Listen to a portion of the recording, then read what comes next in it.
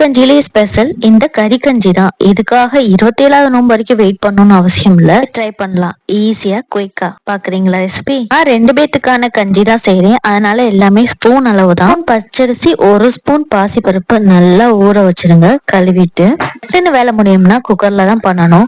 1 spoon அளவு கடலெண்ணெய் ஊத்திட்டு சீரகம், வெந்தயம், ஏலக்காய், பட்டை, கிராம்பு அளவா போட்டுட்டு தக்காளி பச்சை வாசனை போன அப்புறம் இஞ்சி பூண்டும் போட்டு வதக்கிட்டு வச்சிருக்க கொஞ்சோண்டு மட்டன் பீஸையும் போட்டுட்டு அப்புறம் ரைஸும் பருப்பும் போட்டுட்டு தேவையான அளவு தண்ணி ஊத்தி குக்கர்ல 4 விசில் விட்டுருங்க. போன அப்புறம் தேங்காயில சோம்பு போட்டு அரைச்சு அந்த விழுத ஊத்திட்டு ஏத்த மாதிரி பச்சை மிளகா போட்டுட்டு கொத்தமல்லி புதினா போடுங்க. கொத்தமல்லி புதினா மஸ்ட் போட்டே ஆகணும்.